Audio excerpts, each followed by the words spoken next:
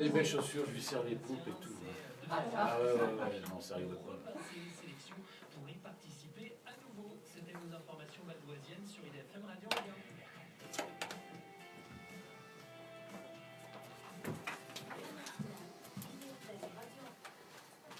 Suite et fin, très bonne journée pour ce mercredi 11 mars. Dans un instant, nous reparlerons des municipales avec de nombreux invités, les maires d'Andilly, Daniel Fargeot, et aussi de la commune de Sannois, Bernard Jamet.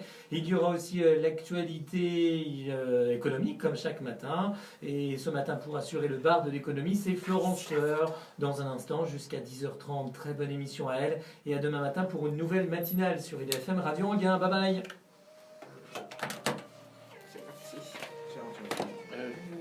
Dis donc.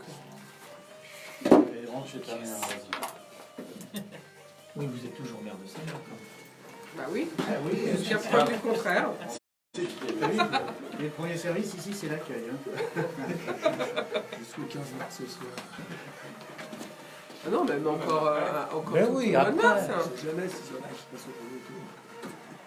Ça sera jusqu'au conseil d'installation. Voilà, c'est ça, jusqu'au samedi, Bah au ouais. vendredi ou au samedi. Tiens, donne.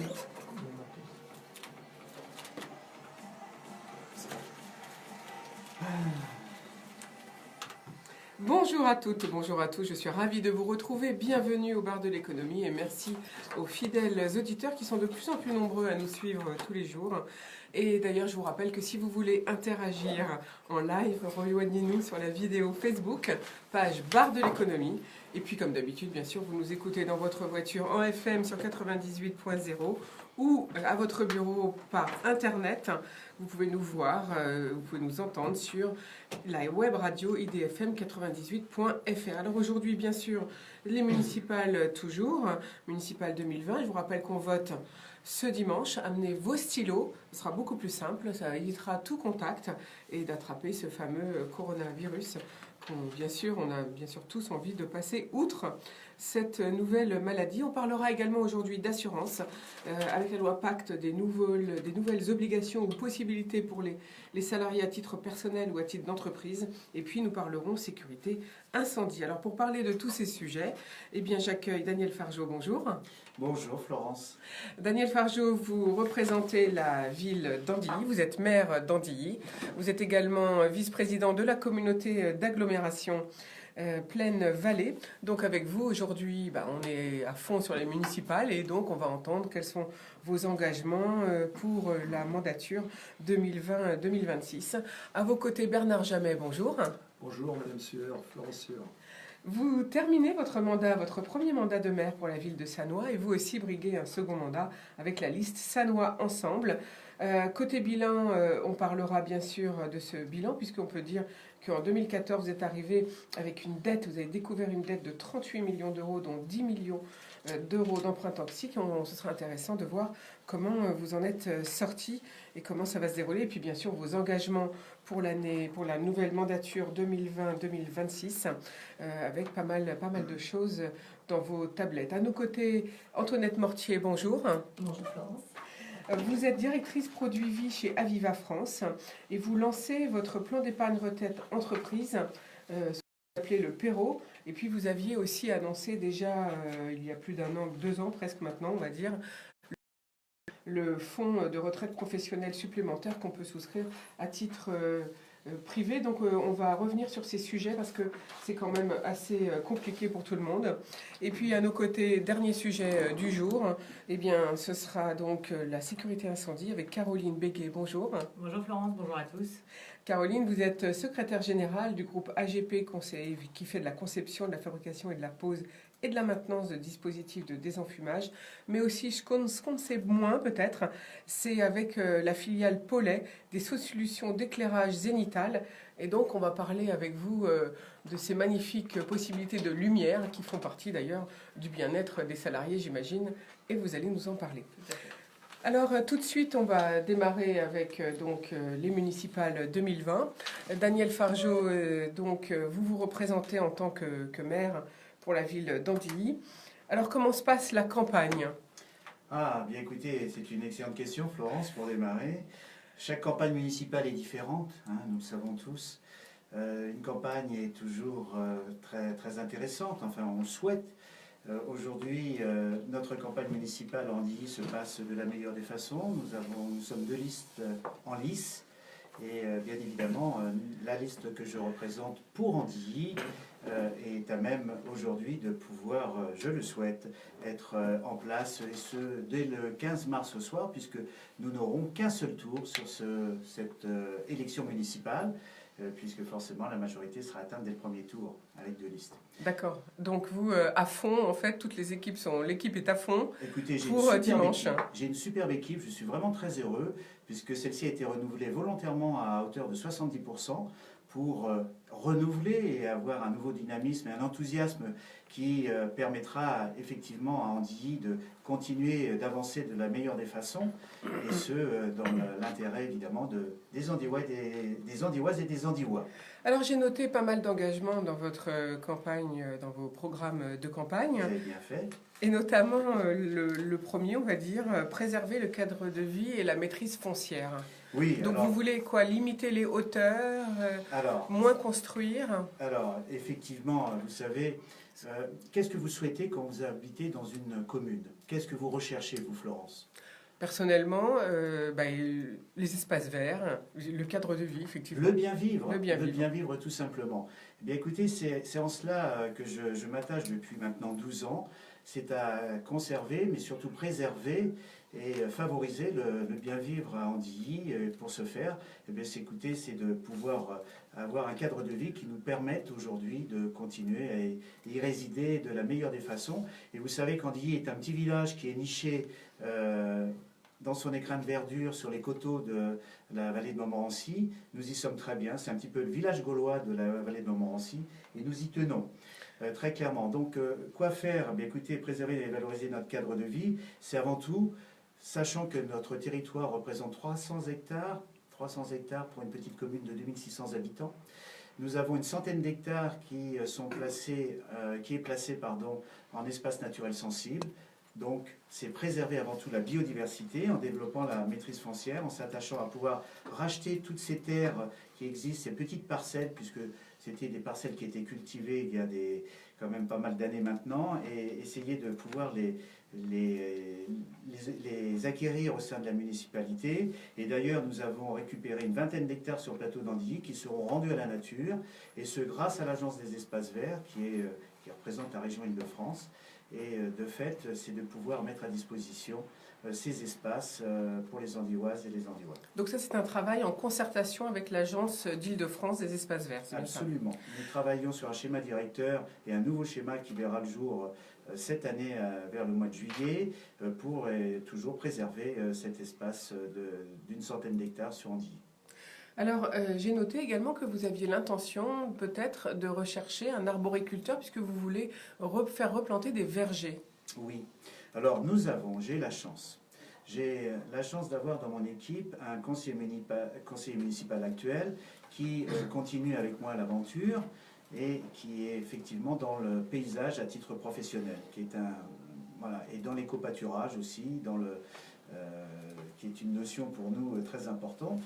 Et de fait, c'est de pouvoir conserver effectivement des essences qui sont d'origine de l'Île-de-France et de permettre aussi à nos habitants de replanter des arbres dans leur jardin selon certaines variétés et de participer financièrement à ces acquisitions d'arbres pour conserver toujours cette biodiversité au sein de notre commune. Donc vous voulez faire replanter des arbres remarquables avec des essences particulières qui sont quoi? Adaptées à l'Île-de-France ou des essences qui viennent d'autres pays éventuellement? Qui sont surtout adaptées à l'Île-de-France, bien évidemment. Et puis par là même, c'est également replanter des vergers. Pourquoi? Nous étions une terre de vergers il y a quelques dizaines d'années, voire centaines d'années. Et nous avons récupéré un certain nombre de parcelles.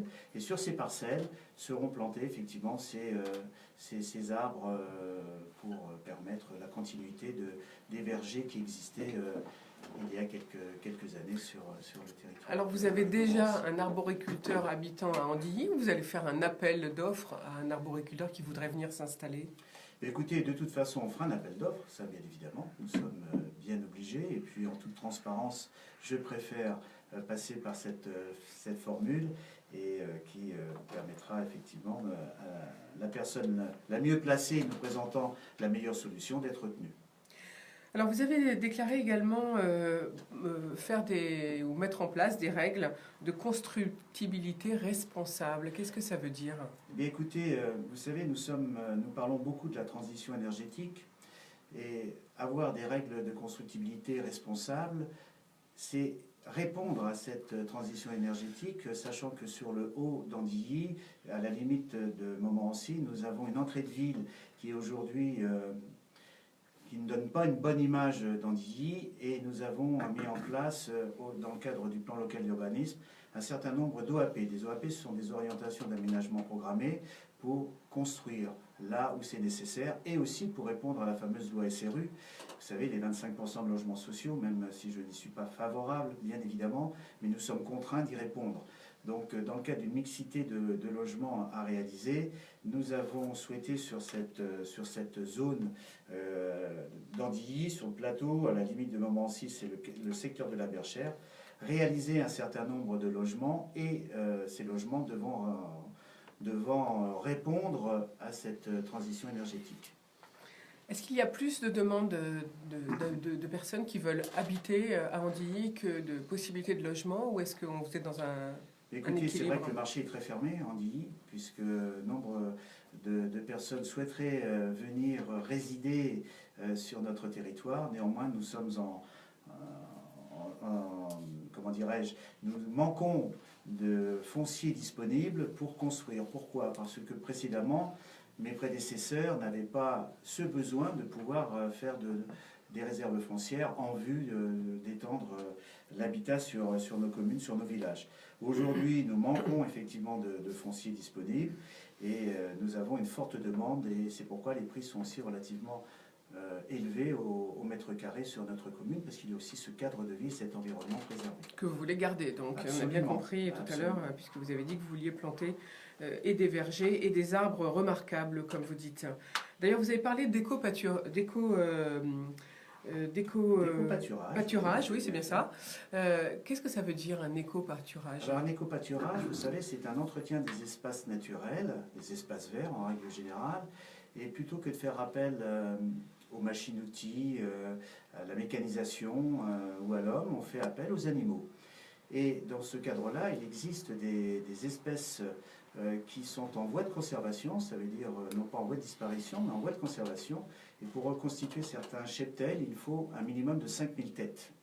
Et là encore, nous avons, avec M. Philippe Feugère, conseiller municipal que je n'ai pas cité précédemment, mais c'était cette personne que je faisais référence, sa passion, c'est effectivement de faire renaître ces espaces ou de les pérenniser. Et donc nous avons des brebis solognotes, donc des brebis qui viennent de Sologne, nous avons des ânes de Provence, et nous avons des vaches highlandaises, écossaises.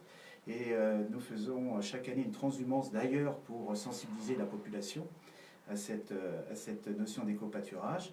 Et cela nous permet d'entretenir le parc de la mairie de temps à autre avec les brebis, mais aussi le parc de l'école maternelle. Et c'est vraiment un grand plaisir pour les enfants que de voir les brebis et les agneaux qui sont en train de naître, puisque c'est la saison. C'est la période. C'est ça.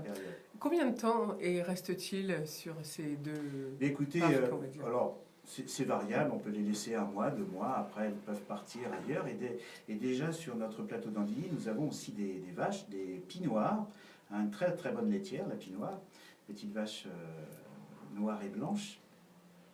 Et dans le cadre aussi toujours de notre pacte avec l'Agence des espaces verts, des espaces sont recensés et nous y mettons ces animaux. Et dans la vingtaine d'hectares qui va être libérée incessamment sous peu, là encore nous ferons de l'élevage et du pâturage. Et de l'éco-pâturage pour nettoyer finalement, Pour nettoyer. effectivement grâce aux animaux, on n'a pas besoin de produits chimiques, ça nettoie tout.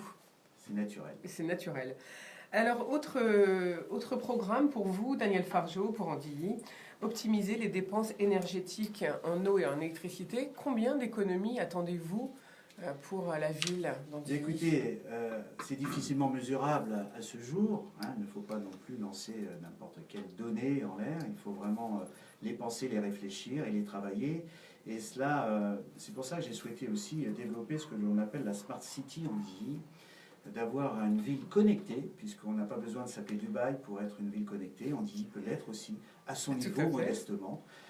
Et cela pour justement réduire les consommations, que ce soit en termes d'électricité notamment, de chauffage, et aussi pouvoir gérer l'eau. C'est très intéressant. Alors avec les nouvelles technologies aujourd'hui, nous pouvons effectivement, quant à l'éclairage, alors on a les LED bien évidemment, mais il y a aussi les possibilités de calculer les éclairages nocturnes et de les mettre en fonction de telle sorte qu'à chaque fois qu'une personne passe dans la rue, petit à petit l'éclairage s'affiche. Et cela permet effectivement de réduire considérablement l'impact électrique et de consommation énergétique sur les communes.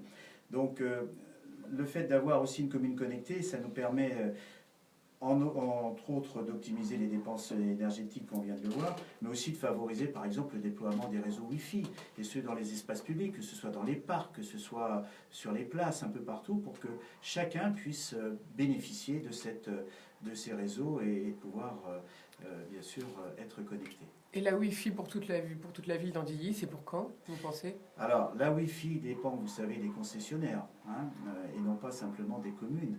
Donc les concessionnaires sont, comme partout en France, je pense, dans le cadre de la 5G, en train de vouloir s'implanter un peu partout. Mais attention, attention. Moi, je mets en garde, effectivement, ces concessionnaires qui veulent nous implanter des antennes un peu partout et qui nuisent aussi au paysage et qui polluent les paysages. Et d'ailleurs, nous avons retoqué un des célèbres concessionnaires pas plus tard qu'il y a quelques semaines. D'autres aujourd'hui le font, mais je suis favorable effectivement à cette 5G, mais demandons à ces concessionnaires de faire en sorte de protéger l'environnement par rapport à leur implantation d'antennes très très hautes. Ils sont obligés de mettre de l'antenne très haute, on ne peut pas mettre de l'antenne un peu plus... Ils n'ont pas de... Écoutez, après, ça pourrait pas arriver. Alors, il existe des solutions, mais vous savez bien qu'ils vont au plus simple dans le cadre de la rentabilité économique. Par ailleurs, on peut très bien les implanter dans des clochers, on peut très bien les implanter...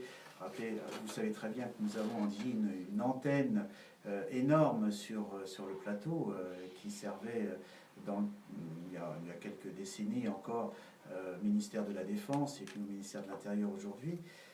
Voilà, je pense qu'il y a des possibilités, mais bon. Oui, parce que justement, tous les deux, Andilly et Sannois, vous faites partie des communes les plus hautes, finalement, presque du Val d'Oise, si Oui. je ne m'abuse. Oui, oui. Le point culminant d'Andilly est de 200 mètres. Et vous, monsieur Et celui de Sannois, je ne sais Eh pas. bien, il doit être environ de 200 mètres. Juste en dessous, juste en dessous, je pense. Et d'ailleurs, on a installé un télégraphe tous les deux et on se parle par télégraphe. D'accord.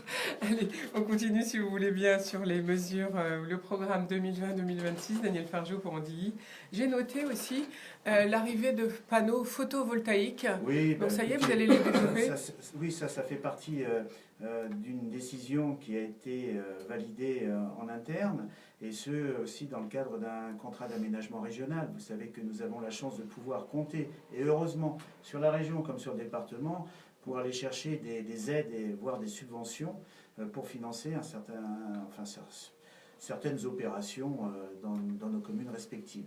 Donc oui, et là encore ça s'inscrit dans la transition énergétique, de pouvoir isoler notre complexe polyvalent de cette façon-là pour lui permettre d'être chauffé, d'être éclairé, parce que ça coûte très très cher pour une petite commune comme nous de financer ce genre d'énergie à ce jour. Voilà.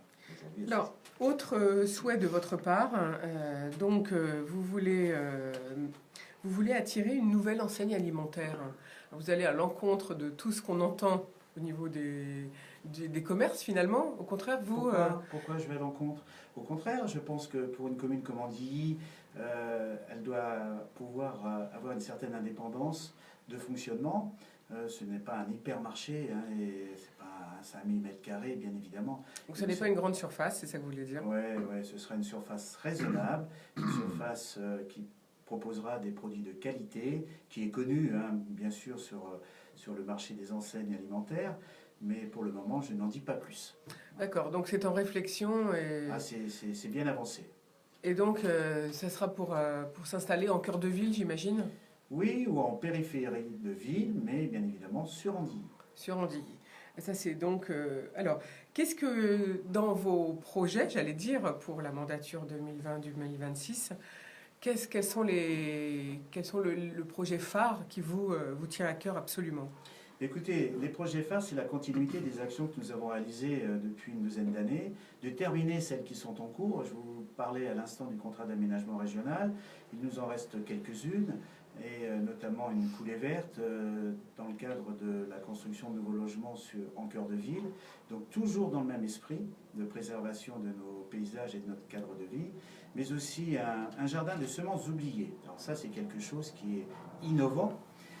Sachant que, vous savez, et ce n'est pas le coronavirus qui en est le parfait exemple, mais presque au niveau de l'être humain, mais aussi au niveau des espèces, que ce soit les semences, il nous faut prévoir aussi peut-être des parasites qui pourraient entamer la chaîne alimentaire, que ce soit au niveau de la pomme de terre, etc. etc.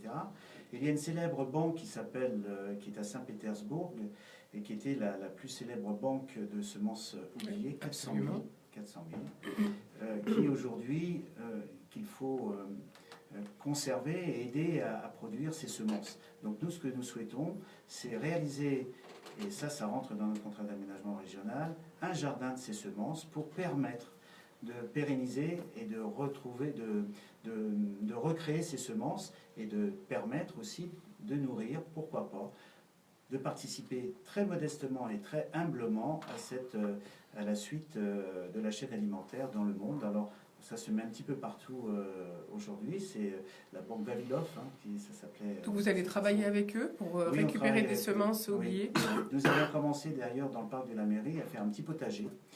Et sur ce potager, nous avons commencé à mettre ces semences oubliées. Alors on va faire ça à beaucoup plus grande échelle, et je pense que ce sera très intéressant, et la jeunesse, nos jeunes enfants seront intéressés, impliqués et investis dans cette démarche, on va les associer, mais comme les seniors, puisque ça aussi ça fait partie d'un ensemble intergénérationnel qu'il faut faire vivre et perdurer au sein de nos collectivités dans le cadre de la cohésion sociale. Et donc, ma dernière question, quelle surface, s'il vous plaît, pour ces... Sur une parcelle qui fera à peu près 3000 m², nous aurons peut-être 500 m². C'est déjà énorme, 500 m² de semences, et à entretenir au quotidien. Oui, c'est ça, il faut les entretenir, c'est ça. Merci beaucoup, Daniel Fargeot, d'être venu nous présenter le programme 2020-2026. Mais je n'en ai pas terminé, Florence, si vous voulez bien, on peut continuer après. Tout à l'heure, peut-être. On va peut-être laisser la parole à Bernard Jamet pour la ville de Sannois. Alors, Bernard Jamet, vous terminez votre mandat à Sannois. C'était votre premier mandat. Votre liste s'appelle Sannois Ensemble. Alors j'avais envie de dire, quel bilan quand on est jeune maire et qu'on arrive qu'on trouve une dette de 38 millions d'euros, dont 10 millions d'emprunts toxiques. Eh bien, je dirais qu'après 6 ans de mandat, le bilan est très positif. Alors c'est vrai que, vous l'avez rappelé, je suis un jeune maire et que j'avais tout à découvrir parce que on ne devient pas maire par la force de l'élection, on devient maire au fil du temps, par des tas d'apprentissages. Et je dirais que ma première année a été assez difficile en apprentissage. Parce que j'ai découvert en fait que la ville était sous réseau d'alerte au mois de mai 2014. Je l'ai découvert après un peu par hasard, puisque j'ai reçu un appel de la préfecture qui m'annonçait que j'avais rendez-vous avec monsieur le préfet. Et c'est le préfet qui m'a annoncé que depuis 2006, nous étions sous réseau d'alerte. Je ne savais pas. Qu'est-ce que ça veut dire, réseau d'alerte? Est-ce que vous pouvez nous expliquer? Je ne savais pas ce que c'était que le réseau d'alerte. Le réseau d'alerte, c'est tout simplement une ville qui a des chiffres en berne et qui est sous le regard attentif de la préfecture, c'est-à-dire dans l'antichambre de la tutelle. Et quand je suis arrivé chez le préfet en mai 2014, il m'a dit voilà, il y a deux options. Soit on vous met sous tutelle. Vous êtes le maire arrivant, donc finalement, ce n'est pas de votre faute.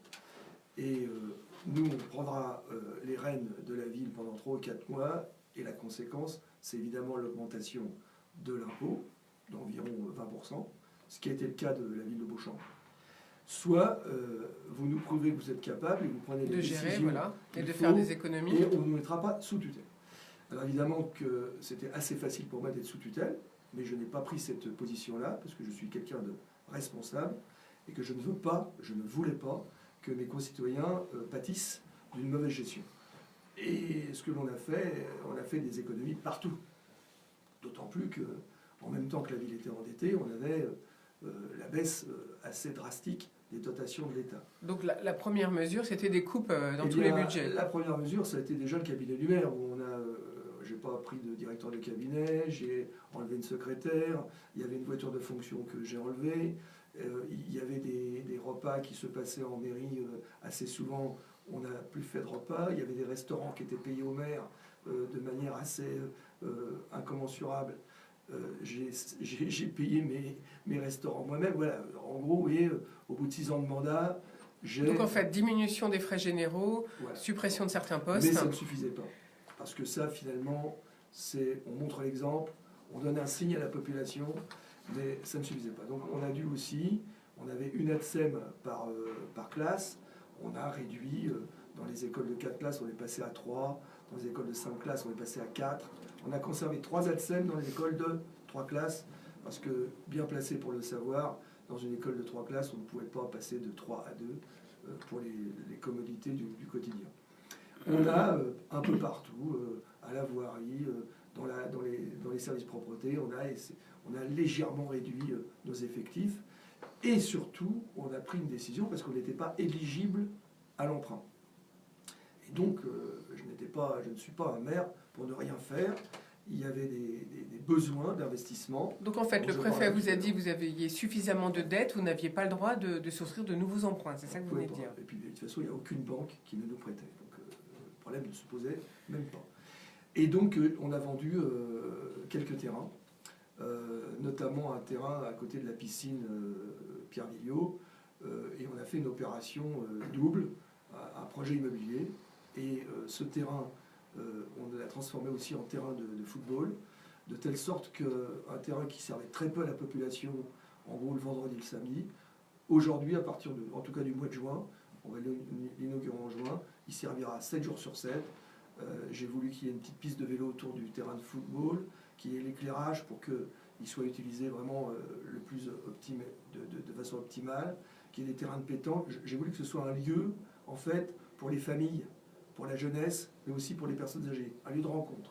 Et aujourd'hui, ce terrain existe. Il y a effectivement un projet immobilier, et ça nous a rapporté de l'argent, tout cela, puisqu'on a vendu ce terrain 7 900 000 euros, et ça a déclenché, après, nos investissements, parce qu'évidemment, on avait besoin d'investissement. Et aujourd'hui, les 3 projets qui sortent de terre, en tout cas, qui seront opérationnels en septembre 2020, c'est l'agrandissement d'une école à l'ouest de la ville, la création dans cette même école d'une école maternelle, donc c'est une école qui devient primaire, et la création d'un accueil de loisirs. Et le doublement de la cour de récréation, ça j'y tiens, parce qu'il faut du confort pour les enfants, et la cour de récréation c'est quelque chose d'essentiel. Et puis à l'est de la ville, la création d'un restaurant scolaire, on est passé de 100 mètres carrés à 250 mètres carrés, et la création également d'un accueil de loisirs, et puis le stade Fernand Coutive dont je vous ai parlé. Ce sont nos 3 grands projets qui sont sortis de terre, et je pense qu'en un mandat, alors que la ville était criblée de dettes, sortir 3 grands projets, eh bien j'estime que ce bilan est absolument excellent. Et il est excellent puisque vous êtes aussi sorti des emprunts toxiques. Oui. Comment vous avez fait pour renégocier ces emprunts? Alors, il y avait 2 Bernard options. Jamais. Il y avait la première option qui a été prise par quelques maires d'être en contentieux avec l'État. Et quand je suis arrivé, il y avait 2 grands contentieux. Il y avait le contentieux sur les emprunts toxiques, il y a un autre dont on parlera peut-être tout à l'heure, celui de la cuisine centrale. Et moi, je ne suis pas un homme de contentieux, donc j'ai pris le parti de sortir des contentieux et de négocier, effectivement, avec l'État, avec la SFIL, qui est la Société financière d'investissement local, et qui a contribué à rembourser les fameux IRA des emprunts toxiques. Donc on a effectivement réemprunté par l'intermédiaire de cette société, mais on est aujourd'hui sorti des emprunts toxiques, c'est-à-dire qu'on a un fonctionnement qui est éclairé. Vous voyez, un maire ne peut pas faire fonctionner sa commune si un de ses emprunts passe un coup à 20% d'intérêt et puis un autre coup à 5%. C'est impossible. Donc vous avez choisi un taux fixe. On a choisi un taux fixe. Aujourd'hui, on est à taux fixe et on a une vision claire nos finances. Donc vous avez pu rééchelonner la dette C'est ça. de manière à ce que ce soit confortable Exactement. pour la ville de Sannois et vous permettre de faire des investissements, c'est ça? Exactement. Alors vous avez cité dans votre bilan, vous venez de citer la cuisine centrale. Expliquez-nous un petit peu Oui, je vais avant essayer qu'on d'être passe très au projet. court. La Bernard mairie de Sannois Jamais. était en contentieux avec une société de financement sur la cuisine centrale, tout simplement parce qu'il y a une quinzaine d'années, l'ancien maire a, a choisi d'enlever une entreprise qui gérait cette cuisine centrale, mais de manière illégale. Et il a mis à la place les services de la ville. Ce qui fait qu'on s'est retrouvé squatteur d'un bâtiment qui ne nous appartenait pas. Et comme on était squatteur, on ne pouvait pas payer les loyers. Donc on n'a pas payé les loyers pendant 15 ans. Donc quand je suis arrivé et que j'ai rencontré les personnes de la partie adverse, j'ai dit, bon, moi je ne suis pas un homme de contentieux, on cesse le contentieux, on vous doit de l'argent, on va payer cet argent. Donc la première chose que j'ai fait, j'ai payé le capital qu'on leur devait, c'est-à-dire 4 600 000 euros. Et ensuite, on a négocié ce que l'on devait sur les emprunts, sur les intérêts, pardon, et on avait en gros 4 millions d'intérêts à payer. On l'a négocié à 3 200 000 euros. On a quand même gagné presque 1 million d'euros, si vous voulez, sur ce qui était dû. Mais j'ajoute à cela 400 000 euros de frais de justice sur 15 ans. Et donc la ville de Sannois a perdu 3 600 000 euros qui se sont envolés, alors qu'on aurait très bien pu, dès le départ, négocier les choses et ne pas rentrer dans le contentieux. Donc aujourd'hui, nous avons une ville qui n'a plus de contentieux, qui a certes encore de la dette. On est passé de 38 millions d'euros à 31 millions d'euros, donc on a encore une grosse dette. Mais cette dette, elle a été négociée de telle sorte qu'elle est gérable. Alors Bernard Jamais, vous représentez bien sûr la ville de Sannois, vous venez de nous expliquer le bilan, merci beaucoup pour tous ces éclairages effectivement. Donc on a bien compris que là, vous partez sur une nouvelle base, j'allais dire, pour le mandat qui va arriver. Au moins là, vous allez partir sur une gestion plus saine puisque vous avez réussi à apurer les contentieux. Quels sont, Bernard Jamais, vos projets ou vos engagements, j'allais dire, pour la mandature 2020-2026 ? Quels sont vos grands projets ? Alors on a deux grands projets. On a le projet de transformer une école maternelle en école primaire. Cette école, elle est située au cœur d'un quartier pavillonnaire, entre deux autres écoles primaires. Et donc c'est vraiment l'endroit idéal pour que l'on ait, sur les quartiers pavillonnaires de l'île, qui sont très vastes à Sannois, 3 écoles primaires et qui nous permettent de donner aux enfants nouveaux qui vont arriver, parce que Sannois est une ville qui se développe. Vous pouvez nous dire combien d'habitants ? Alors, on est aujourd'hui à 27 000 habitants, et dans les 15 ans qui viennent, on va passer à 30 000. Donc, vous avez des demandes chaque année supplémentaires aux logements qui sont offerts ? Forcément, pour l'instant, on a des écoles qui sont adaptées à la demande, mais moi, je suis quelqu'un qui voit loin. Je regarde l'avenir à l'horizon, et même quand je ne serai plus maire, il faut prévoir les choses. Et donc, je sais que dans ces quartiers-là, il faudra une école primaire, et nous allons la construire dans ce mandat. Alors vous allez donc, votre projet, c'est une école qui intègre à la fois maternelle et école élémentaire, c'est bien ça ? Absolument. Alors on est en train, au budget 2019, on a mis 1 500 000 euros pour acheter des terrains à une entreprise qui jouxte l'école. Bon, visiblement, la négociation ne se passe pas très bien, mais s'il faut, on passera par une déclaration d'utilité publique. Et puis une fois qu'on aura acquis les terrains nécessaires, eh bien, on construira l'école, et je pense que en 2024, on pourra ouvrir cette école. Oui, mais en attendant, on a largement de quoi accueillir les élèves sannoisiens. Alors, dans votre programme, j'ai vu que vous dites que pour Sannois, vous pouvez investir 30 millions d'euros. Oui. Comment ? Et en quoi ? Eh bien, écoutez, on a travaillé avec un cabinet qui nous a porté notre prospective financière. Et aujourd'hui, on a de l'autofinancement. On sait qu'on a une capacité d'autofinancement. Et puis aussi, on sait qu'on est éligible à l'emprunt. Et emprunter pour des équipements de demain ou pour améliorer nos capacités énergétiques dans nos vieux bâtiments, eh bien finalement, c'est faire gagner de l'argent sur le fonctionnement immédiatement. Et donc, emprunter n'est pas un mauvais mot. C'est pas un drame d'emprunter. Ce qu'il faut, c'est emprunter pour l'avenir. À bon escient. C'est important d'emprunter pour faire de l'investissement. Absolument. Vous n'avez pas le choix de toute façon. Non. Parce que vous dites que vous avez des capacités d'autofinancement. À combien de hauteur pouvez-vous autofinancer la ville de Sannois? Eh bien, chaque année, je pense qu'on peut autofinancer à hauteur de 1 500 000 euros. Et puis, on a, de par nos ventes de terrain, on a encore, j'allais dire, des réserves. Des réserves. Puisque sur les travaux qu'on a entamés, tout n'est pas terminé. Donc, quand c'est pas terminé, on n'a pas encore payé. Donc, on a des réserves. On sait qu'on a des réserves. Et puis après, on sait qu'on a une capacité d'emprunt. Et on empruntera, comme toute autre ville le fait, pour ces investissements d'avenir. Alors Bernard Jamet, pour Sannois, j'ai vu que vous aviez une démarche de développement durable, on peut dire. Vous voulez lutter contre le réchauffement climatique et notamment une initiative intéressante, vous végétalisez des toitures. Oui, le nouvel accueil de loisirs et le nouveau restaurant scolaire qui est situé dans l'école Pasteur, c'est un bâtiment en bois avec une toiture végétalisée. Et puis l'école Gambetta qui s'agrandit a également une toiture végétalisée. Et je pense que dans le cadre de la modification du PLU, on va aussi inscrire dans cette modification des obligations de végétalisation, de telle sorte que effectivement on lutte à notre petit niveau, et c'est déjà pas mal, contre la fracture énergétique et aussi contre le réchauffement climatique.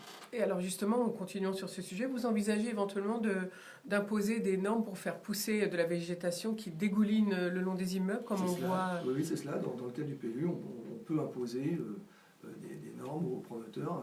Les promoteurs devront, eux aussi, ne pas avoir qu'une approche comptable. Je comprends, c'est leur métier. Ils sont là pour faire de l'argent, mais nous, on est là pour construire une ville durable. Et donc, nous devons jouer notre rôle de politique. Alors justement, en urbanisme, continuons si vous voulez. Vous, un autre projet, c'est de limiter les hauteurs. Quelle hauteur envisagez-vous pour les futurs immeubles? Vous savez, sur les axes qui conduisent à la gare, nous, on était quand même la dernière ville à rentrer en PLU. Il y avait 2 villes dans le Val d'Oise qui n'étaient pas rentrées en PLU, ville de cette capacité, c'était Goussainville et Salon. Et donc, on a travaillé sur le PLU, j'allais dire un peu le dos au mur, avec une date à respecter qui était le 31 mars 2017. Et donc on a dû donner des gages à l'État pour que ce PLU soit accepté, parce qu'il était hors de question qu'on passe en règlement national d'urbanisme, qui était une catastrophe pour la ville. Donc on a donné dans ce cadre-là des droits à construire, qui sont ce qu'ils sont, qui sont près de la gare à hauteur de 15 mètres et 18 mètres au faîtage. Et maintenant qu'on a ce PLU, on va pouvoir travailler adossé à ce PLU pour réduire effectivement ces normes en hauteur, de façon à ce que notre ville soit moins impactée par l'engagement qu'a pris l'État à la région, dans le schéma directeur de la région d'Île-de-France, de densifier nos villes. Moi je comprends qu'il faille densifier les villes, notamment une ville comme Sannois, qui a une gare qui est idéalement placée sur la ligne J, à 22 minutes de Saint-Lazare. Voilà, vous amenez à Saint-Lazare, c'est formidable. Sannois est une ville très très attractive.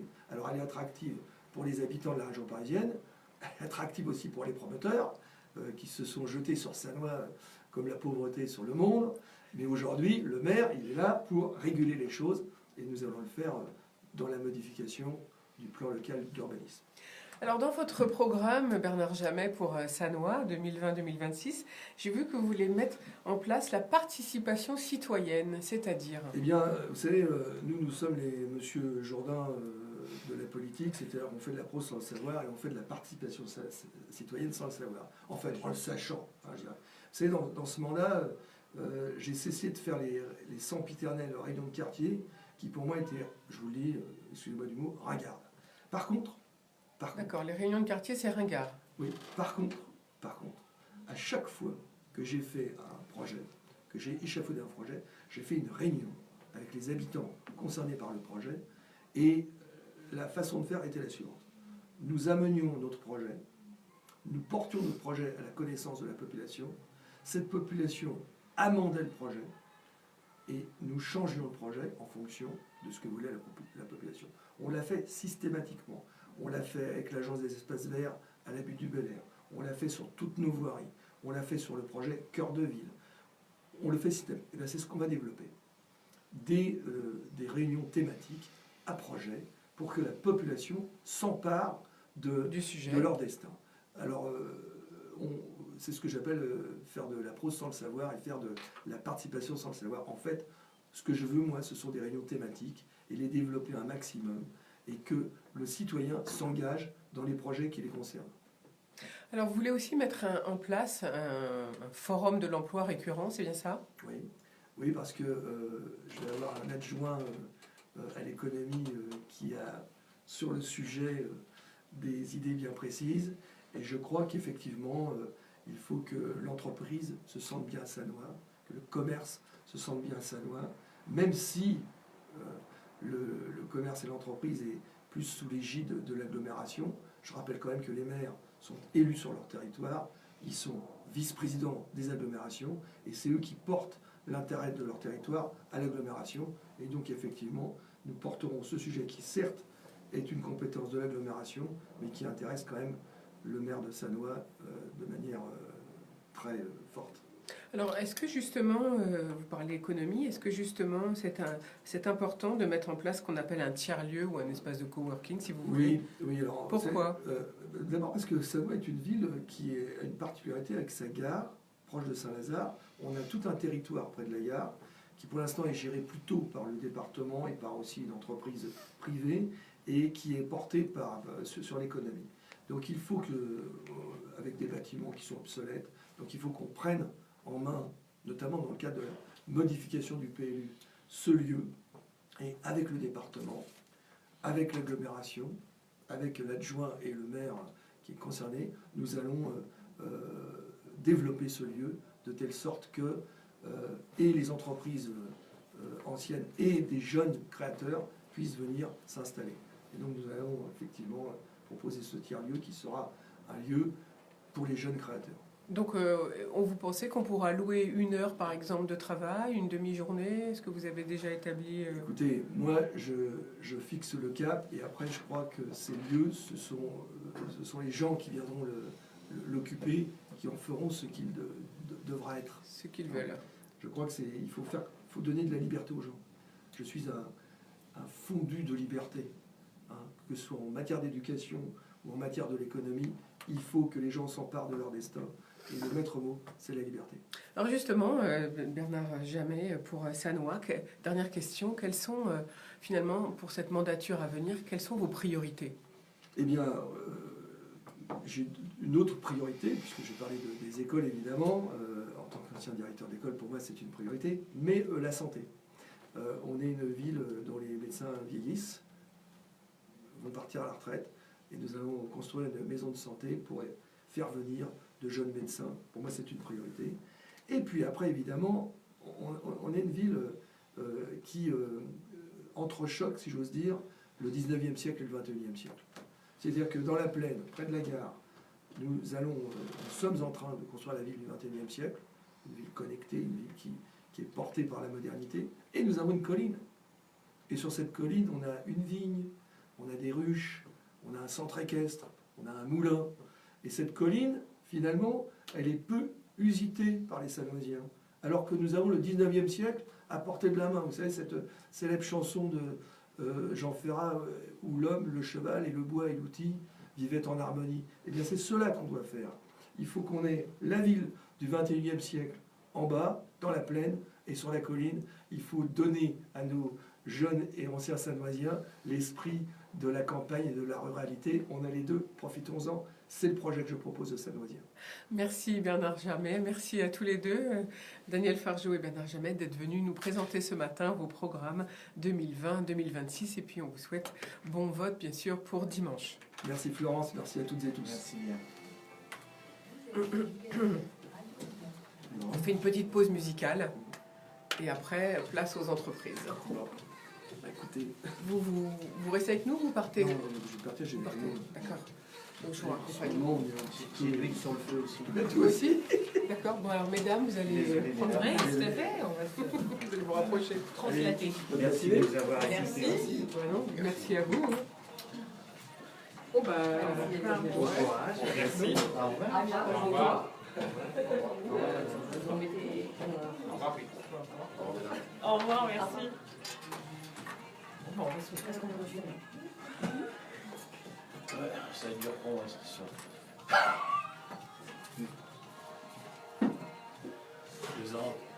Ah bah, il y en a qui y arrivent, hein. Survivre.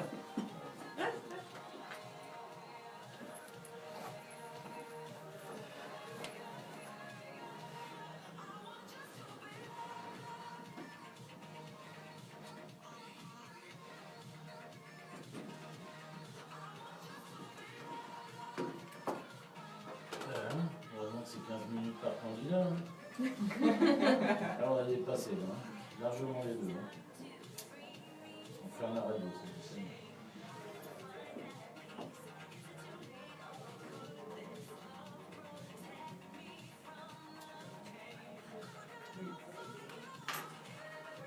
Je me suis pas. C'est pour ça que je me suis de côté. Je suis un peu contre vous.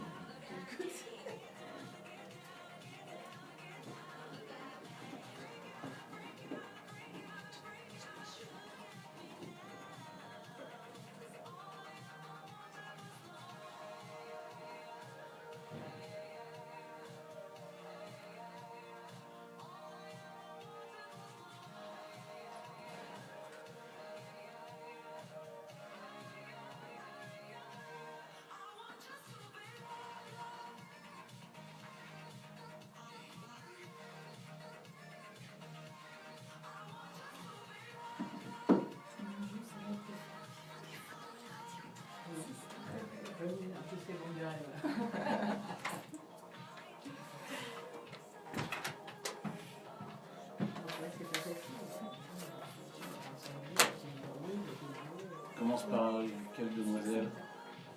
Qui veut commencer comme prévu? D'accord.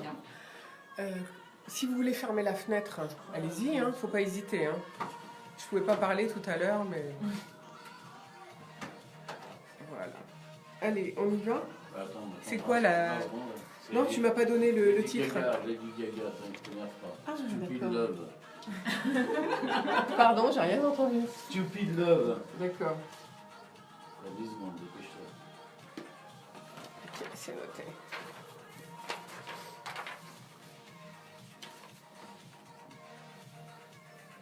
Deux, un. Nous voici de retour au bar de l'économie sur IDFM. Aujourd'hui, nous parlons municipal 2020, on parle assurance et on parle sécurité incendie. Vous avez entendu tout à l'heure nos deux candidats du jour pour les villes de Sannois et d'Andilly. Et puis maintenant, place aux entrepreneurs, bien sûr. Alors, à mes côtés, j'ai Antoinette Mortier, directrice des produits vie de chez Aviva France, et Caroline Béguet, secrétaire générale du groupe AGP. Et puis, donc, on va parler de la société Paulet qui fait aussi des solutions d'éclairage génital. Alors, Antoinette Mortier, il y a eu une nouvelle loi avec la loi Pacte qui a instauré des nouvelles responsabilités et engagements depuis 2019, mais auparavant, il y avait déjà eu une modification de la loi. C'est ce qu'on appelle la retraite professionnelle supplémentaire, ça c'était en 2018. Et vous avez lancé un plan d'épargne de retraite individuelle à cette époque. Alors, qu'est-ce qu'a modifié cette nouvelle loi en 2018 et avec ce produit que vous appelez le produit Perrin, on peut dire? Alors, en 2018, il y a eu effectivement une modification de la loi qui nous a permis de créer ce qu'on appelle un FRPS, qui nous permet, en fait, si on peut résumer, de pouvoir investir sur le long terme de manière à ce que nos engagements sur le long terme soient effectivement financés.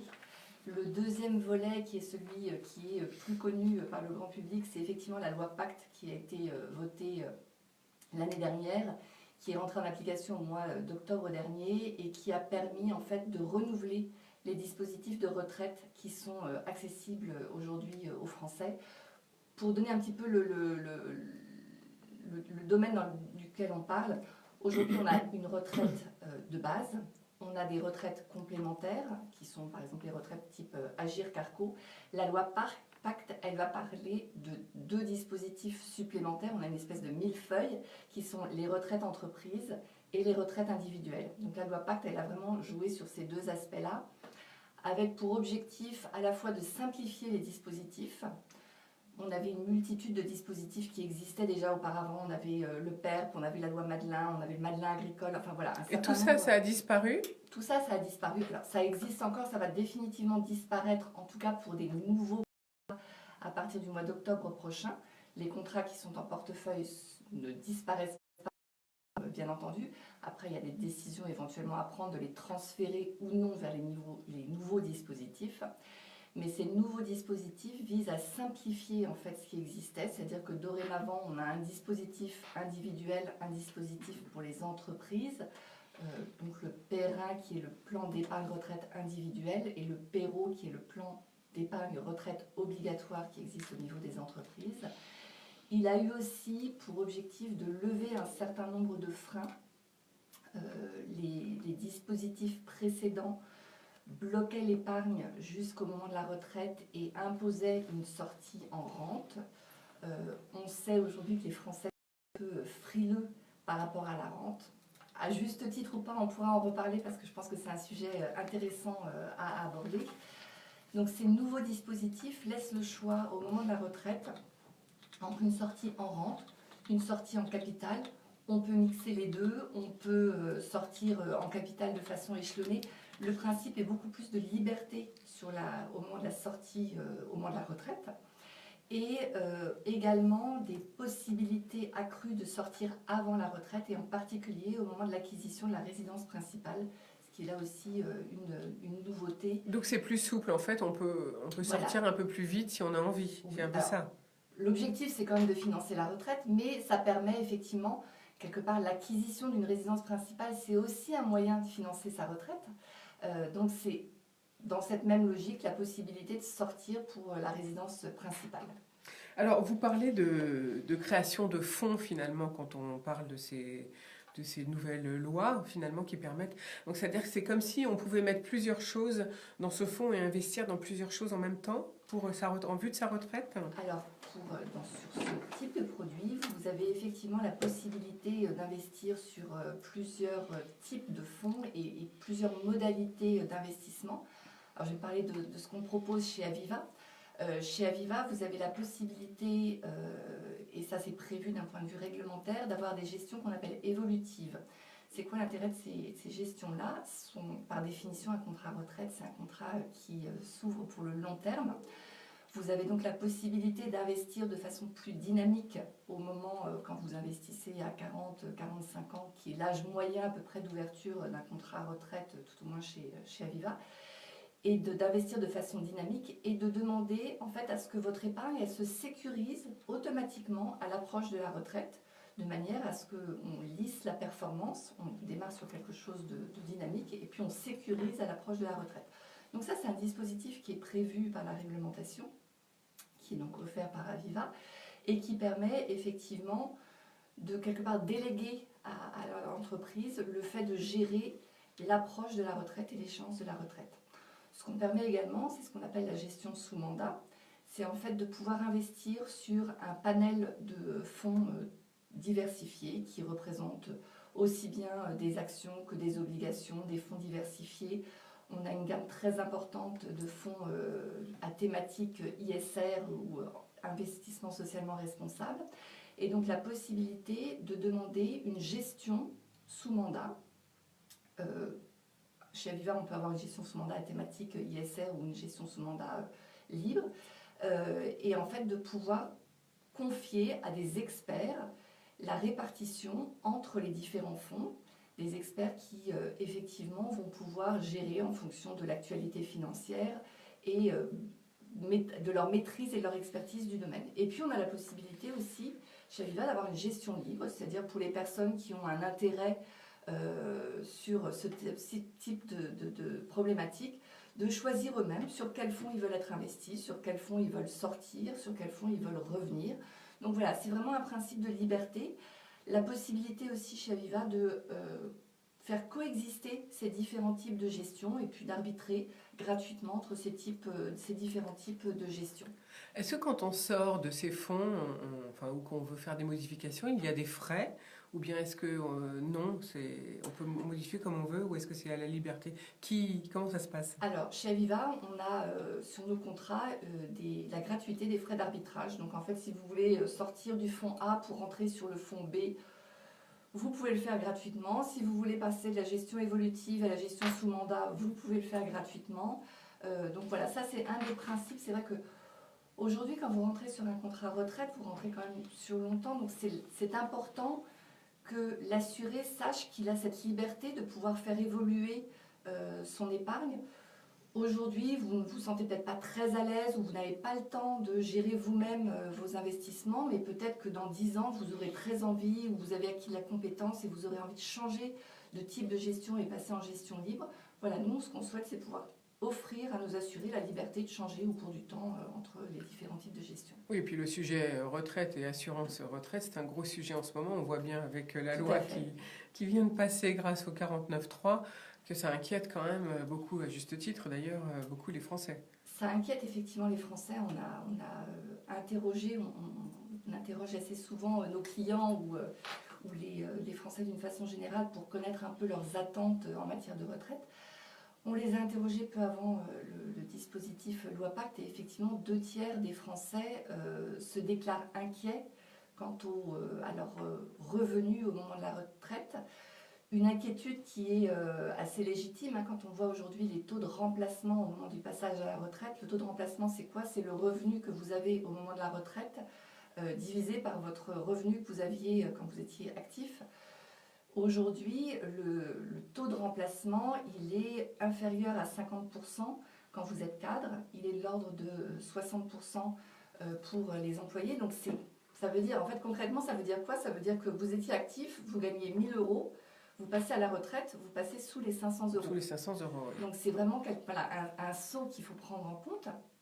Donc aujourd'hui, ça, les Français, je pense, sont avertis de cette situation. Ils savent aussi que mécaniquement, la situation va aller en s'accroissant. Et pourquoi ça va en s'accroissant? Parce que en 1960, on avait 4 actifs cotisants pour un retraité. On est aujourd'hui plutôt aux alentours de 1,7 et on sait que dans 10-20 ans, on va passer à 1,5. Donc voilà, c'est quelque chose d'assez mécanique. D'où ces dispositifs qui ont été simplifiés, qui ont été rendus effectivement plus souples pour financer la retraite, pour être plus attractifs et pour que les Français puissent s'approprier des moyens de préparer leur retraite.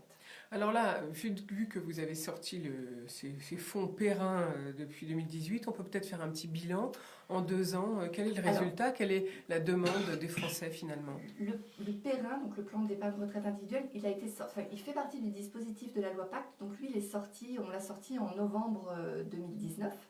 On a été parmi les premiers acteurs à le lancer.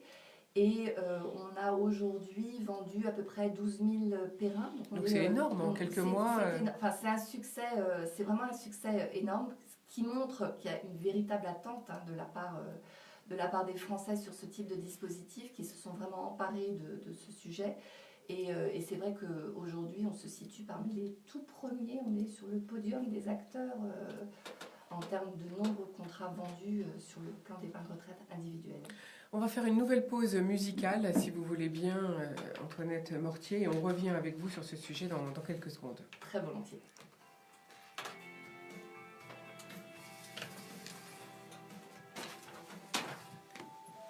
Alors, la demande, est-ce qu'on peut intervenir sur la demande, justement, avec ce succès, sur la demande finalement des Français? Qu'est-ce qu'ils préfèrent investir? Ils vous disent dans quoi ils veulent investir ou ils ne le disent pas? Si, parce qu'en fait, ils ont le choix chez nous justement d'investir sur un certain nombre de supports. Voilà, j'aimerais bien savoir sur quoi ils veulent. Ils diversifient très fortement en fait leur support. Ils apprécient beaucoup. On va parler de ça. En fait, ce qu'ils apprécient le plus, c'est la gestion évolutive, celle qui permet en fait de sécuriser de façon automatique. Mais ils vous disent pas, par exemple, ils vous disent pas, je veux investir dans des actions françaises. Alors ça, c'est ceux qui choisissent. Comment ils répartissent? Ça, c'est ceux qui choisissent en gestion libre. Aujourd'hui, c'est pas la majorité du choix qui est fait. En fait, ils préfèrent être dans des fonds diversifiés. D'accord. Voilà. Je vais vous interroger là-dessus, vous direz ce que vous Je voulez. pense que c'est intéressant aussi d'interroger sur le Perro. Oui, après on va parler du Perro, oui. Pour les entreprises, pardon. Et sur le sujet des rentes, parce que je pense que c'est un sujet intéressant aussi. Oui, on va parler de toute façon, il faut aussi donner les chiffres de rente ou de rentabilité. Alors, des chiffres, je sais pas. D'espérance de vie. Je pense que c'est ça qui est important aussi à noter. Parce que ce qu'on a du mal on a du mal à savoir combien on va toucher, c'est ça? Alors oui, après nous, C'est ça. je C'est ça, donc il faut être concret, quoi. ne vais pas donner des chiffres, hein, les taux, je connais pas les taux de rente par cœur. Non, ça je me se doute, passe, je me doute. Mais je vais vous expliquer comment on communique dessus et comment... C'est qui, là, s'il te plaît? Clara Luciani, ma sœur.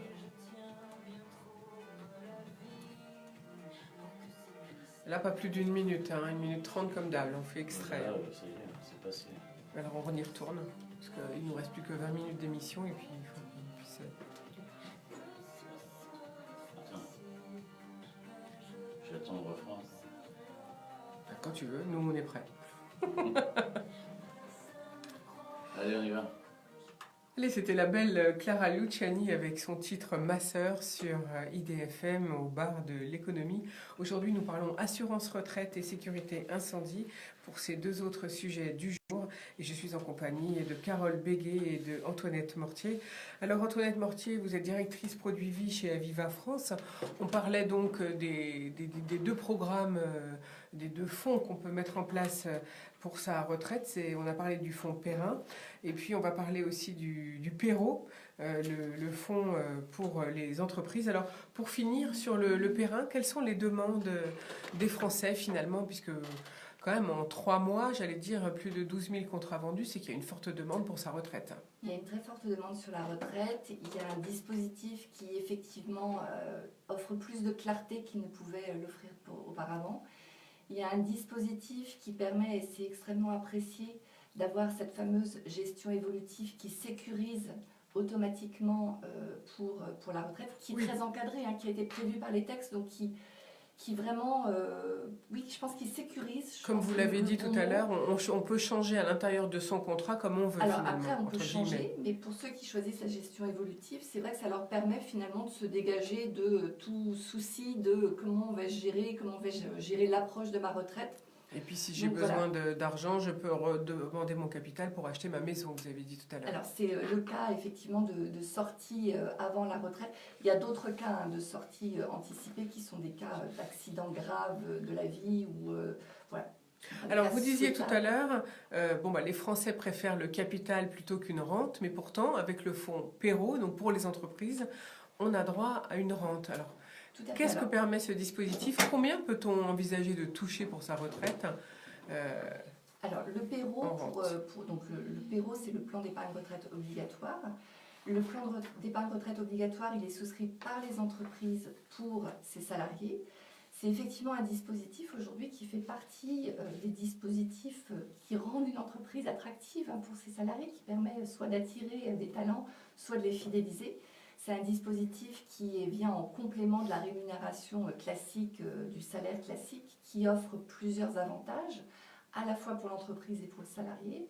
Pour l'entreprise, ça lui permet en fait d'avoir des versements qui ne supportent pas les charges patronales et salariales, mais qui sont soumises à un forfait social qui est de 20%, ramené à 16% sur les contrats dans le cadre de la loi Pacte, qui permettent un investissement sur des fonds qu'on appelle des fonds PEA-PME.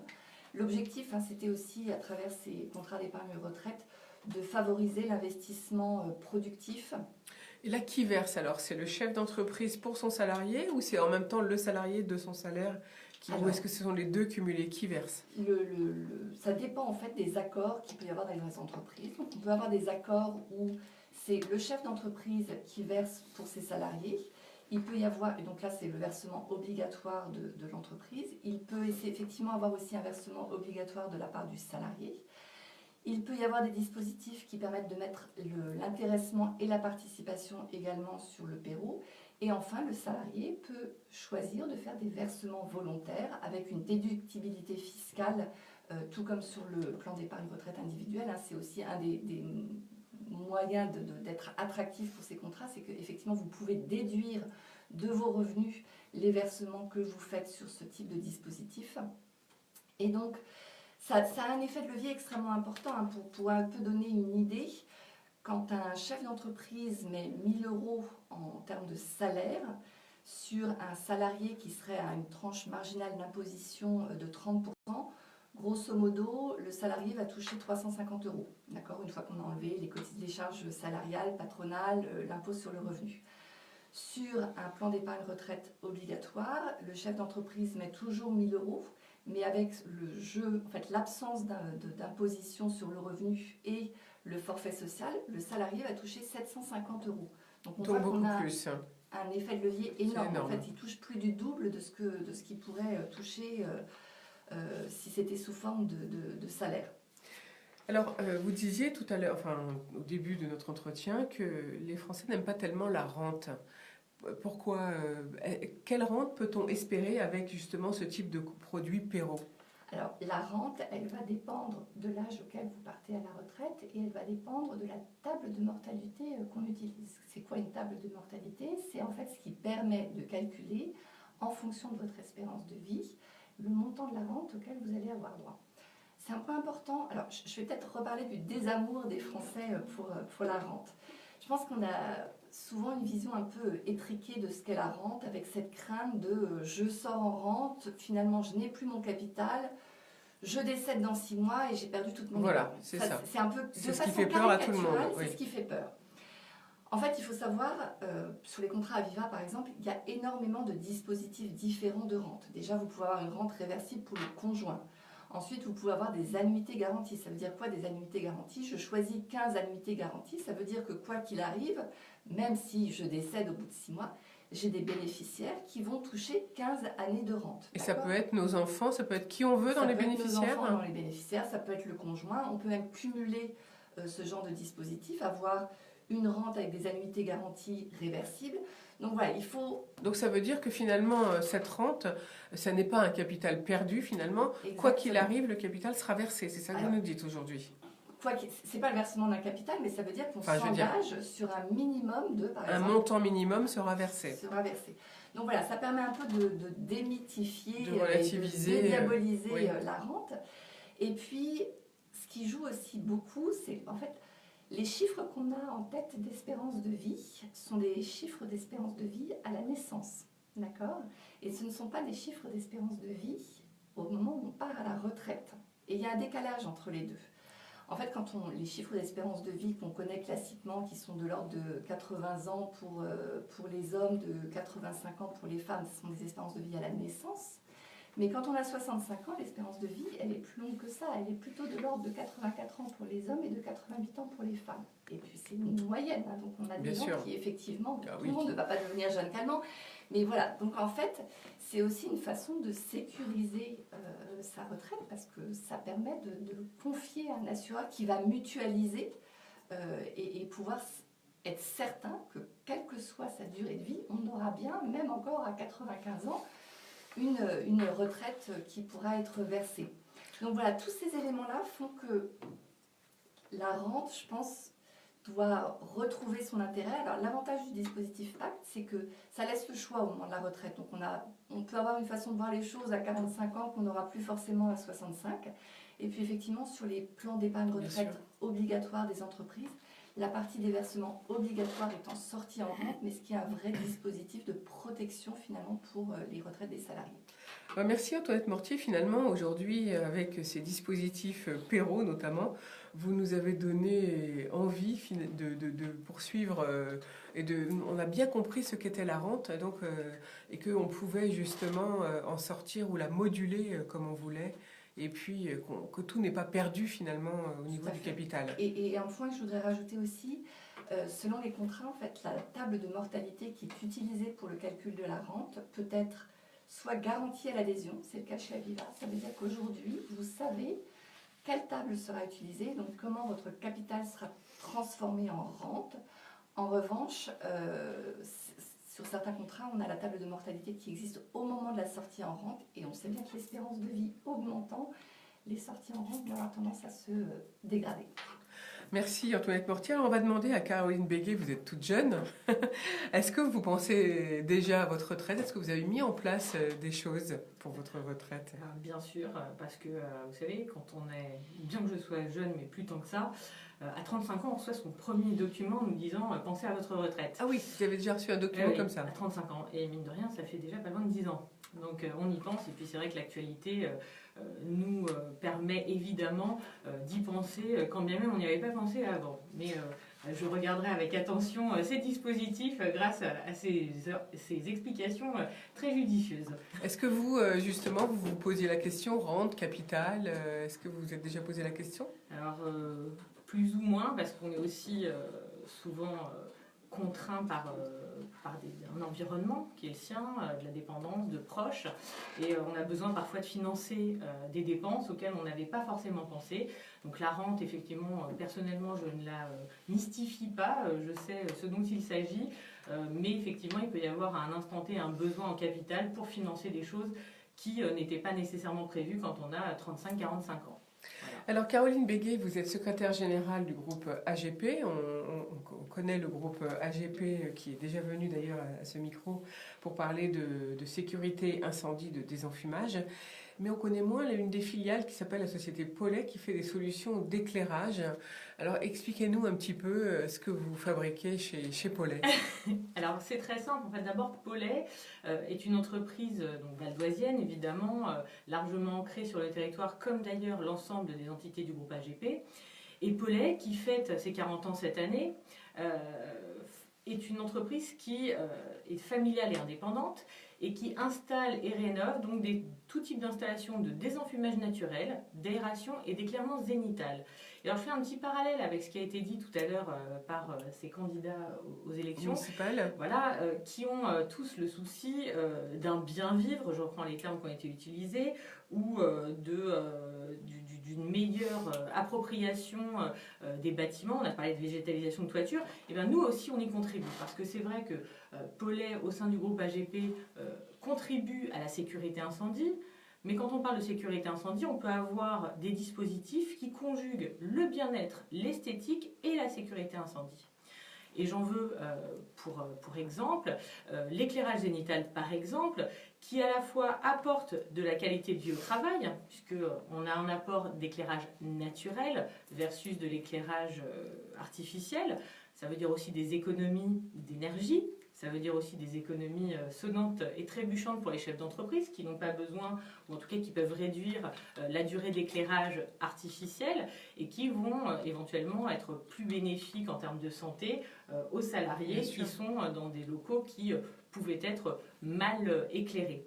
Donc ce sont un ensemble de dispositifs qui peuvent apporter du bien-être, mais qui contribuent aussi, quand on parle de désenfumage naturel par exemple, ou d'aération, à de la sécurité incendie, puisque les dispositifs de désenfumage naturel contribuent largement, on le sait, et aussi par la réglementation, à lutter contre l'incendie. Alors qu'est-ce qu'on appelle le désenfumage naturel ?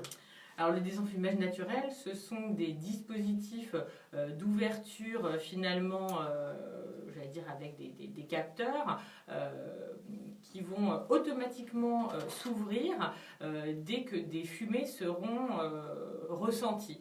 Donc, et on en trouve dans bon nombre d'établissements, notamment établissements recevant du public, que ce soit dans le domaine de l'hôtellerie, dans les centres commerciaux. Donc c'est notre quotidien. Voilà. Ce sont des dispositifs souvent que les gens ne voient pas.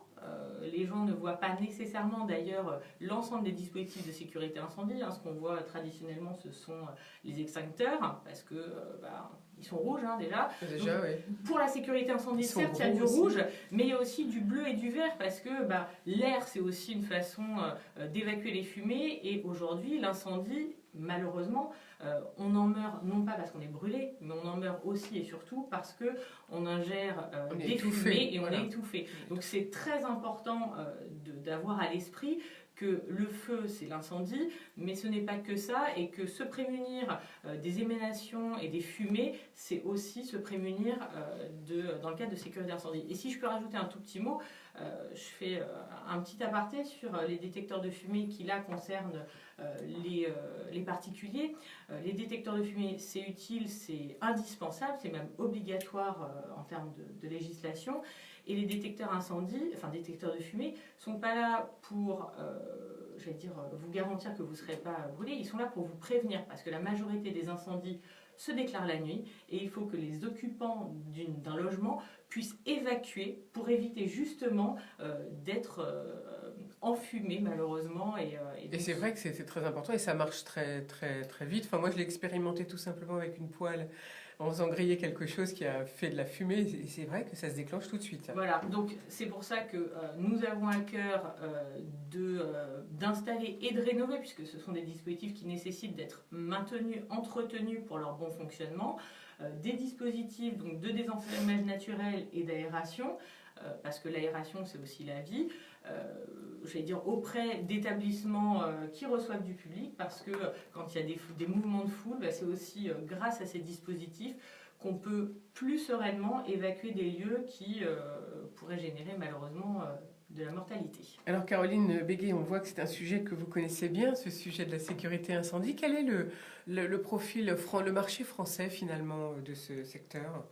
Écoutez, le marché français de ce secteur, ben, c'est qu'il y a de la sécurité incendie et des dispositifs de sécurité incendie partout.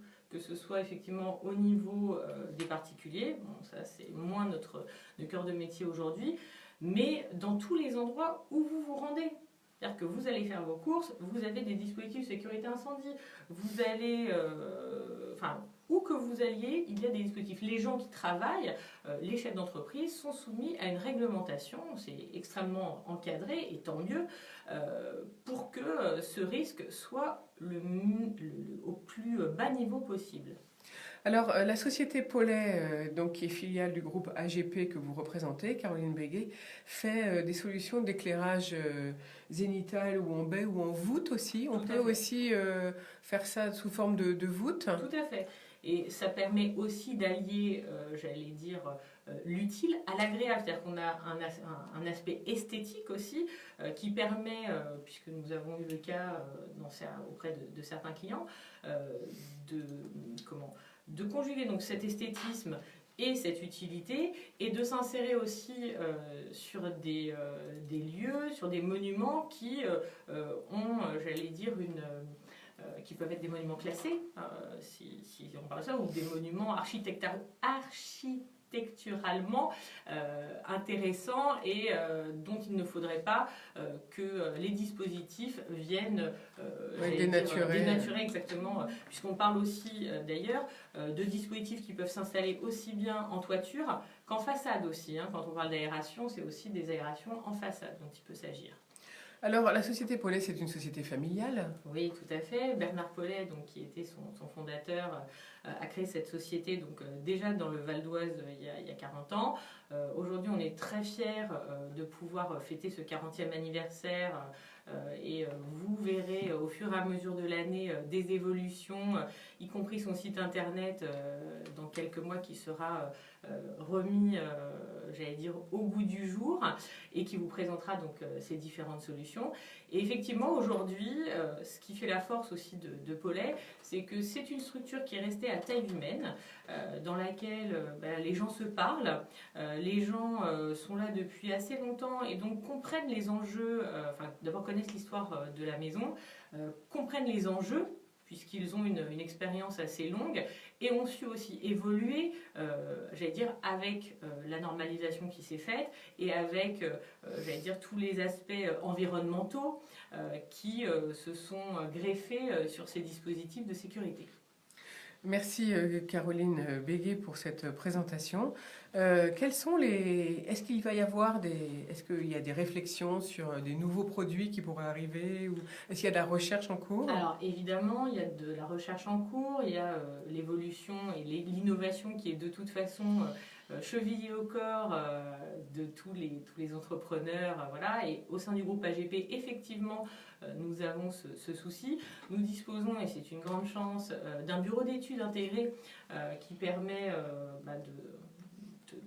d'avoir une créativité débridée parfois, et surtout on est aussi très en phase avec l'actualité, puisque nous réfléchissons à des dispositifs qui soient connectés, puisque c'est aussi l'avenir, les maisons connectées, et la sécurité incendie ne doit pas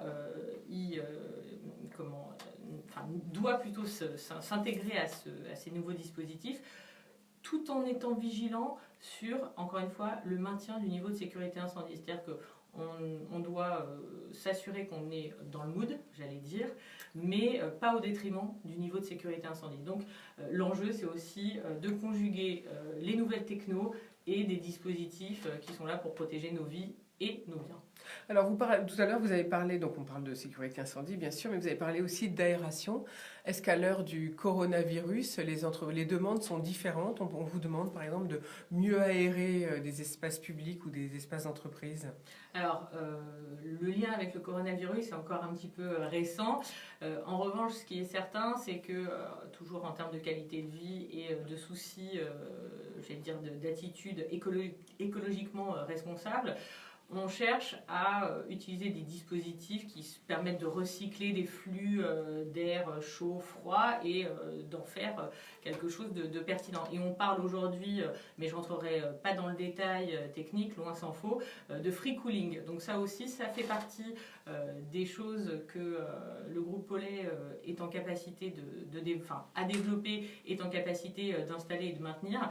Et ça fait partie des solutions déjà aujourd'hui largement observées et qui auront tendance à exploser dans les années qui arrivent. Voilà, parce qu'on c'est sûr qu'avec l'ensemble de ce qui se passe en ce moment, je pense que les demandes vont exploser pour s'améliorer en tout cas. En tout cas, voilà, je pense qu'il y aura une attention toute particulière sur la qualité de l'air et donc à la bonne aération des locaux. Alors, quels sont les défis, puisqu'il nous reste 2 minutes d'antenne, Caroline Béguet, quels sont les défis pour vous pour 2020? Alors, les défis pour 2020, c'est d'abord d'assurer la pérennité du groupe en ayant, j'allais dire, à cœur de continuer d'être moderne, voilà. Ça, c'est le premier défi. Et puis de pouvoir conjuguer l'ensemble des activités du groupe, puisque Paulet n'est qu'une des entités du groupe AGP, et surtout maintenir cet attachement et cet ancrage dans le Val d'Oise. Et aujourd'hui, avec cette crise du Covid-19, le groupe a aussi à cœur de travailler en réseau avec les entreprises qui sont elles aussi implantées localement. Et nous étions déjà jusqu'à présent très fortement présents dans ces réseaux locaux. Et cette crise est malheureusement un exemple de la nécessité de continuer à le faire. Et nous serons évidemment des fers de lance dans ce dispositif. Pour l'instant, vous n'avez pas modifié vos habitudes de travail?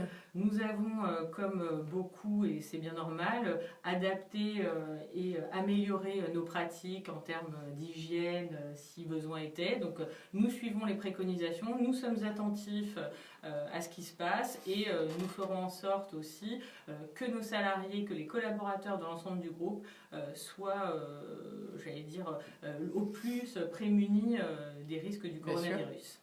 Et donc, du coup, vous donnez des consignes particulières? Alors, nous avons organisé une petite cellule de crise, évidemment, au sein de l'entreprise pour répondre aux questions, aux inquiétudes potentielles des salariés. Aujourd'hui, nous ne cédons absolument pas à une panique qui n'a pas nécessairement lieu d'être. Encore une fois, nous sommes attentifs, mais nous ne cédons pas à la panique. Et dès qu'il y a un doute, c'est très simple, hein, les salariés qui peuvent avoir une inquiétude consultent des autorités médicales et on avise selon quelque chose de très factuel. Merci beaucoup Caroline Béguet, merci beaucoup, pour votre présence également Antoinette Mortier. Pour ma part, je vous retrouve lundi. Demain, vous serez en compagnie de Dominique Flora, qui est notre animateur du jeudi. Moi, je vais vous souhaiter une très belle journée et à très vite. Belle journée.